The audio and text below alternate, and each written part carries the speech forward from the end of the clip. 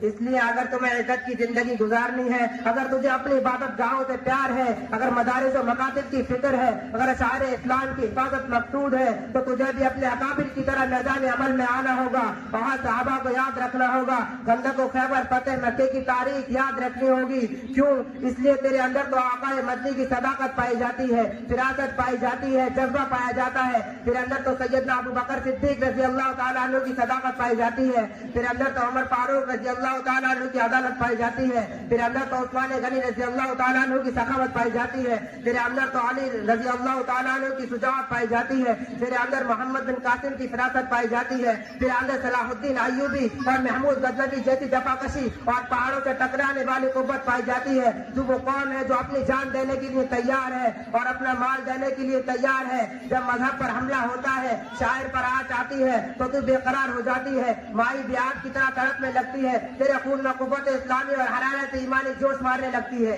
والا آخر تو دشمنوں پر خدا کا قہر بن کے گرتی ہے اور انہیں صفائے ہستی سے مٹا کر دم لیتی ہے۔ امت کے غیور پرزندوں، آج تیری غیرت پر پردہ کیوں پڑ گیا؟ تجھے اپنے دین و مذہب اور شاعر اسلام کی فکر کیوں نہیں؟ آج تیری عبادت گاہوں پر حملے ہو رہے ہیں، کل اذان پر پابندی لگے گی، آج تیری مذہبی تعلیم پر رکاوٹ لگ رہی ہے، کل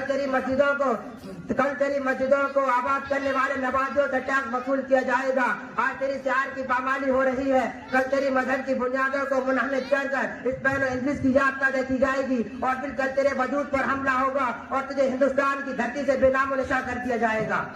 اگر یوں ہی مصلحت کی باتیں ہوتی رہیں، مذاکرات و معاہدات کے ذریعے منصوبے مسائل حل کرنے کے منصوبے بنتے رہے اور باطل اپنے مضموم عزم حوصلے کے ساتھ اسی طرح دندناتا رہا، اگر اسے بیڑیاں نہیں پہنائی تو خدا کے واسطے شاعر اسلام کی پامالی سے قبل اپنی زندگی کو موت پر ترجیح دے لو۔ یہ خاموشی کہاں تک لذت فریاد پیدا کر،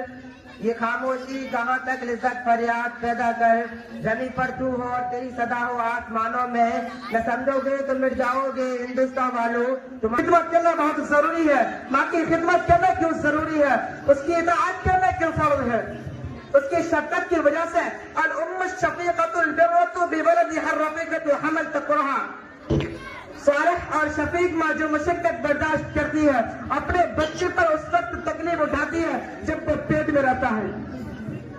جب بچہ ماں کے پیٹ میں رہتا ہے تو اس کی ماں کو بہت تکلیف ہوتی ہے، یہاں تک کہ چلنا پھرنا مشکل ہو جاتا ہے، اٹھنا بیٹھنا کھانا پینا دشوار ہو جاتا ہے، 10 قدم چلنا محال ہو جاتا ہے، تھوڑی دیر کچھ دور چل نہیں پاتی، وہ وضاحت کہا اور بچہ جننے کے وقت اللہ بچہ پیدا ہونے کا وقت ہوتا ہے تو اس کی ماں کو اس قدر تکلیف ہوتی ہے، اس شدت کی تکلیف ہوتی ہے جس درد کا اندازہ لگانا ہمارے لیے مشکل ہے،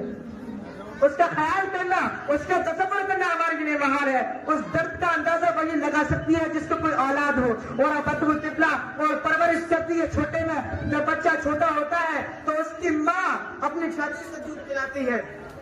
اور تقریباً 2 سال دودھ پلاتی ہے۔ اس میں شک نہیں کہ یہ کام فطرت کے تقاضے کے تحت ہو، اور فطرت کا تقاضا یہی کہ اولاد اپنے ماں باپ کی شفقت کو محسوس کرے اور ان کی محنت و اثار کی قدر کرتے ہوئے ان کی شکر گزاری اور فرما برداری کرے۔ قرآن کریم میں کئی جگہ ارشاد فرمایا گیا اور اس کی تاکید آئی ہے۔ میرے بھائیوں ذرا غور کریں کہ انہوں نے آپ کی خاطر کیسی کیسی تکلیفیں برداشت کی، آپ کی خاطر کئی راتیں جاگ کر گزاری، ذرا سا تم روتے تھے وہ بے چین ہو جاتی تھی، اپنی نیند کو خراب کرتی تھی، تم کو بہلا کر سلاتی،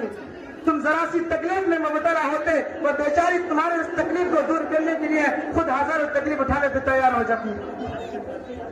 انہوں نے تمہارے آرام و راحت کی خاطر کبھی دن کو دن رات کو رات نہیں سمجھا، انہوں نے تمہیں خوش غم رکھنے کے لیے کیسے رنج غم برداشت کیے،